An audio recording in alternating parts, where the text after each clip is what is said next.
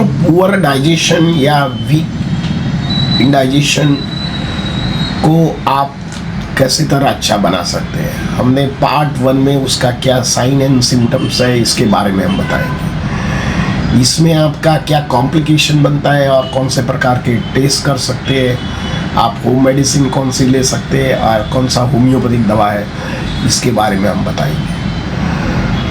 मित्रों, इसे जो पुअर डाइजेशन होता है या वीक डाइजेशन होता है तो इससे क्या कॉम्प्लिकेशन बनता है।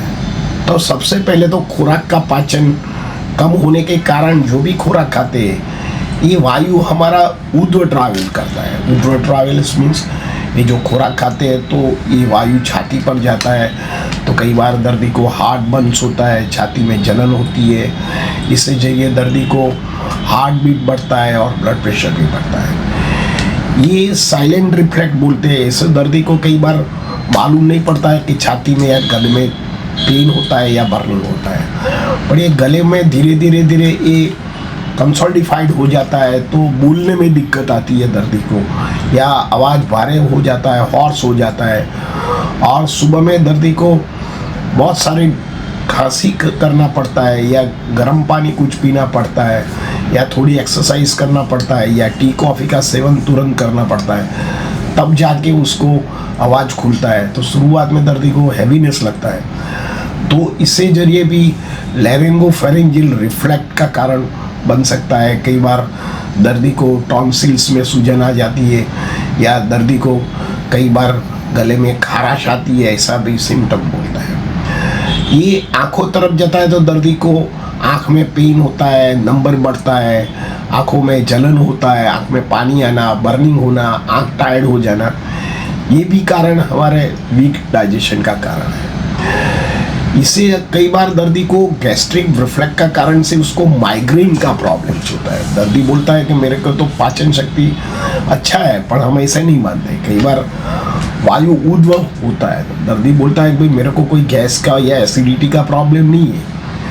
तो इसमें ये जो ऊर्ध्व वायु है खून में चला जाता है और जहाँ हमारे अपर जो बॉडी के ऑर्गन है इसमें रुकावट आता है और इससे जरिए भी दर्दी को माइग्रेन का ट्रिगर अटैक आ सकता है। कई बार दर्दी को नींद नहीं आना, दर्दी को एंजाइटी हो जाना, हेयर फॉल्स हो जाना, नाक बंद हो जाना, नाक की जो हड्डी है वो टेढ़ी हो जाना, इसके 70% जो कारण है ये गैस्ट्रिक रिफ्लेक्स का कारण है। कई बार दर्दी को सुनाई नहीं दे रहना, चक्कर आ जाना और दर्दी को वीकनेस हो जाना, खून की कमी हो जाना, ये भी पुअर डाइजेशन का एक कॉम्प्लिकेशंस होता है। जो भी दर्दी खुराक खाते हैं तो इसका प्रॉपर डाइजेशन नहीं होता है, तो ये माल एब्जॉर्प्शन शरीर रहता है और इसमें दर्दी जैसे शर्करा का पाचन करना बंद हो जाता है तो ज़्यादा शर्करा हमारे खून में चली जाती है, जिसको हम डायबिटीज़ या शुगर के मरीज हो जाता है। इसी तरह दर्दी को शरीर में फैट की मात्रा बढ़ जाती है, तब दर्दी को कोलेस्ट्रॉल प्रॉब्लम्स होता है। ये भी एक इंडाइजेशन का ही कारण है, क्योंकि जो दर्दी होता है ये ज़्यादा फैट लेती है और फैट लेता है और इससे पाचन भी वीक कर देता है और फैट डाइजेशन नहीं होता है। तो जो फैट मॉलिक्यूल होता है ये हमारा खून में हो जाता है, इससे जरिए भी हमारा फैटी लीवर या कार्डियक प्रॉब्लम या हाइपरटेंशन या हार्ट अटैक आने की भी संभावना रहती है। कई बार uric acid high protein diet हम डाइजेस्ट नहीं कर पाते, तो इसी जरिए भी हमारा खून में यूरिक एसिड की मात्रा बढ़ जाती है। इसी तरह कैल्शियम भी खुराक में पाचन नहीं होता है, क्योंकि जो पाचन होता है तो ये जो माइक्रोन्यूट्रिएंट होता है हमारा शरीर को एक बल देता है, एक शक्ति देता है, पर इसका कारण से शरीर वीक पड़ जाता है और कई बार हमें एनेमिक होने का कारण भी हमारा वीक डाइजेशन से। तो शरीर की जो हेल्थ है 80% हमारा डाइजेशन पर डिपेंड करता है। तो आपका डाइजेशन सही रखते हैं तो आपका कोई कॉम्प्लिकेशन नहीं बनेगा, आपका हेल्थ भी अच्छा रहेगा, आपको कोलेस्ट्रॉल, शुगर, डायबिटीज़ या कैल्शियम और विटामिन डी की खामी नहीं रहेगा। क्योंकि हमको तो मालूम नहीं पड़ता है कि भाई चलो भूख तो लगती है, पर दर्दी को ये सारे जब टेस्ट कराते हैं तब पॉजिटिव आ जाता है, तो खून में पॉजिटिव आ जाता है और दर्दी को लाइफ लॉन्ग इसके लिए ट्रीटमेंट लेना पड़ता है। पर हमारे डॉक्टर बताते नहीं है कि भाई आपका पाचन वीक है, तो पाचन को अच्छा करने में हमारा नेचर मेडिसिन और होम्योपैथिक दवा लेते हैं तो फिर से रिज्वाइन हो जाता है। कई बार आपने देखा होगा कि मेरा कोलेस्ट्रॉल ठीक हो गया है, कई बार दर्दी बोलता है कि अभी मेरा शुगर नहीं बढ़ता है, तो इसका कारण उसने लाइफ स्टाइल में चेंजेस किया है और इसके जरिए उसका धीरे धीरे उनका जो खून में ज़्यादा शुगर होता है उसको प्रॉपर डाइजेस्ट होता है और ये इसमें एनर्जी में कन्वर्ट होता है और दर्दी को ज़्यादा खून में शुगर नहीं बताता है। तो ये इसका भी एक कारण है। तो आपका कोई भी डिजीज़ में आपका जो पाचन शक्ति बढ़ाओगे तो आपका ये सब रोग से निश्चित अच्छा हो सकते हैं। कई बार पाचन वीक होने का कारण हमारा जो शरीर का जो कॉम्प्लिकेशन में एच पाइलोरी नाम का जो बैक्टीरिया होता है तो भी हमारा स्टमक वीक कर देता है। कई बार फूड एलर्जी होता है, कई बार हम दूध नहीं पचा पाते या गेहूँ पचा नहीं पाते, तो इसे जरिए भी हमारा शरीर में सीलियाक डिजीज़ या फूड एलर्जी हो सकता है। इसे दर्दी को डायरिया एंड वॉमिटिंग, पेट में मरोड़ा आ जाना, ये सब कुछ कॉम्प्लिकेशंस होता है। पुअर डाइजेशन के कारण हमको हरस मसा भगंदर का भी प्रॉब्लम रहता है। कई बार पुअर डाइजेशन का कारण से हमारा जो ज़्यादा फैट होता है ये स्टमक में स्टोर हो जाता है। तो शुरुआत में हम फैटी एसिड और लीवर का प्रॉब्लम्स होता है, first grade and second grade and third grade.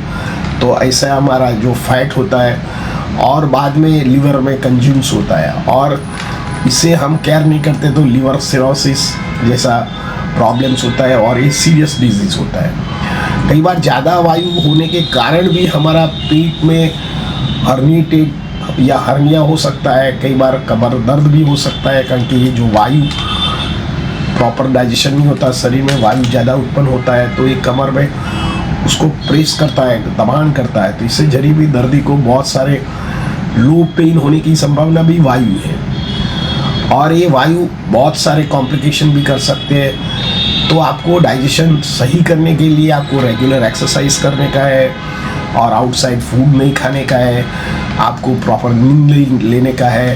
जो भी खुराक खाओ ये धीरे धीरे खाइए क्योंकि हमारा जो भी खुराक होता है ये सलाइवा से स्टार्ट होता है और हमारा पेट में जाके उसको डाइजेशन होता है। तो हम फास्ट खाते हैं तो जो सलाइवा होती है इसमें प्रोटीन पचाने का या फैट पचाने का जो एंजाइम्स होता है वो तो नहीं होता है, ये सीधा पेट में चला जाता है और पेट में तो अंदर ये एंजाइम है ही नहीं, तो इसको मोटापा में कन्वर्ट कर देता है, ओवर ईटिंग में कन्वर्ट कर जाता है, इसमें फैट या शुगर बढ़ने का संभावना रहती है। लेकिन जब भी खुराक खाओ तो धीरे धीरे खाइए और चबा चबा के खाइए तो आपको शरीर को प्रॉपर न्यूट्रिशनल मिल सकता है।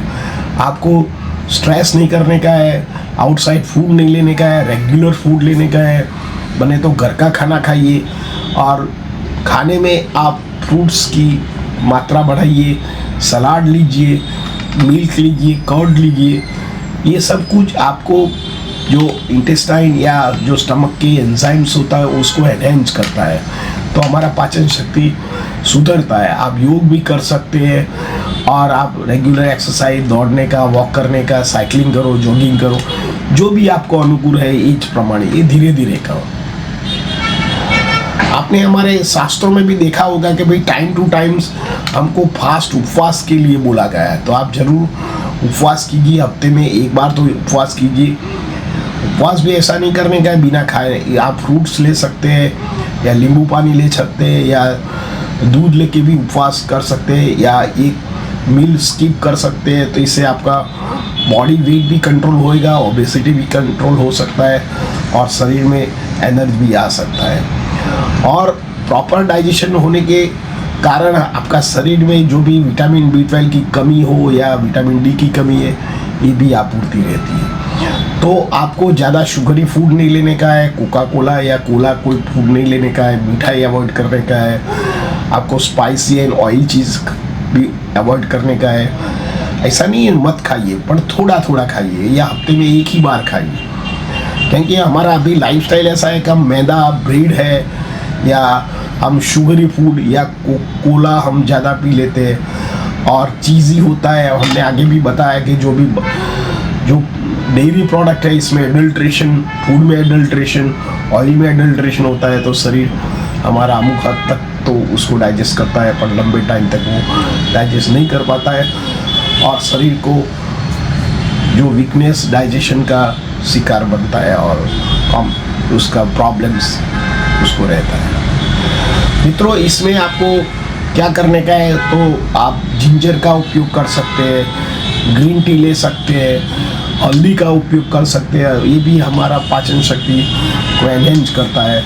सॉल्ट का उपयोग कर सकते हैं और आप रेगुलर एक्सरसाइज कीजिए, फ्रूट फल ज़्यादा खाइए, तो ये हमारा शरीर को अच्छी तरह पाचन करता है और धीरे धीरे हमारा पाचन सुधरने से हमारा हेल्थ भी सुधरता है। आप होम्योपैथिक में lycopodium, nux vomica, carbo veg, pulsatilla, chelidonium and belladonna का उपयोग कर सकते हैं। साथ में आप चाइना, कालीफॉस एंड फेरमफॉस का भी उपयोग कर सकते हैं। ये सब कुछ हमारा डाइजेशन को एनहेंस बनाता है, इम्प्रूव करता है और हमारा अच्छा पाचन शक्ति होता है तो हमारा शरीर भी अच्छा रहता है, बालों में ग्रो आ जाता है, फेस में चमक आ जाता है, फेस अगली नहीं लगता है, इसमें झुर्रियाँ नहीं पड़ती है, ब्लैक जो सर्कल होता है वो अवॉइड होता है। प्रॉपर स्लीप होने के कारण हमारा ब्लड प्रेशर ठीक रहता है, कॉन्स्टिपेशन नहीं रहता है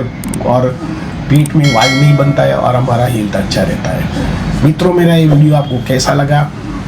अच्छा लगता है तो लाइक कर दीजिए, शेयर कर दीजिए। धन्यवाद। Thank you very much.